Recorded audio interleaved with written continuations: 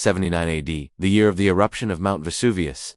For 6 days, the people of Pompeii had been feeling earthquakes that shook their very foundations. It was unlike anything they'd ever experienced before, but life went on as normal. They had no idea what was about to happen. On this day, August Vesuvius would unleash its fury on the unsuspecting city, unleashing hellfire and brimstone for 18 hours straight. In this time, it would rain ash and pumice, killing every human and animal in its path.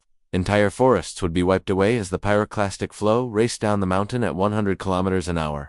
This would all happen within a 24-hour time frame. Our story today is one of a 24-hour countdown to the destruction of Pompeii. Our first hour begins with the rumblings of Mount Vesuvius, the kind of noises that would normally be heard during an eruption. But this time, the earthquakes were stronger than normal.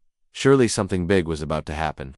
A low-level eruption began, with ash and smoke billowing into the air. People began to flee the city, heading north towards Naples. With each passing hour, the skies grew darker as the ash grew thicker. By the third hour, the sky was filled with falling pumice stones. These were not the small pebbles you might find at a beach. They were as big as your head. People ran for cover as these pumice stones rained down on them. And then suddenly, a pyroclastic flow began racing down the mountain. It moved so fast that the people could not escape. It reached the city within minutes, engulfing everything in its path. Entire buildings were leveled as the pyroclastic flow swept through the city. The few people who were left standing in the city at this point had nowhere to go. They were trapped. As the sun began to set, the people of Pompeii huddled together, praying that this would all be over soon. But as darkness fell, the temperature dropped. People began to die from the cold, unable to keep themselves warm in the falling ash. Some managed to stay alive by sheltering in the lowest rooms of their houses. Others took their own lives rather than face another day of this horror. With the 6th hour, the eruption was still ongoing.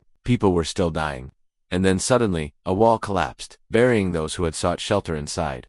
They had hoped to survive the night here, but now they were trapped under a mountain of rubble.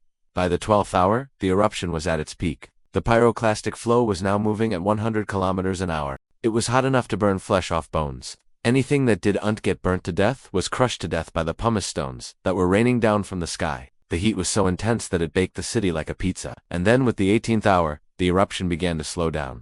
The flow of pumice and ash grew less intense. By the 20th hour, it all came to a stop. There was a brief moment of silence before the aftershocks began. These would continue for another 6 hours. Then finally, the earth shook one last time and Mount Vesuvius fell silent. They had to deal with the aftermath of the eruption. They had lost everything. Their homes were gone, their families were dead, all that was left was a pile of ash and rubble. Pompeii would never recover from this disaster. It was abandoned, and the people who lived there had to start their lives over in the neighboring cities, but at least they were alive. If you enjoyed this video, please leave a like and subscribe for more content.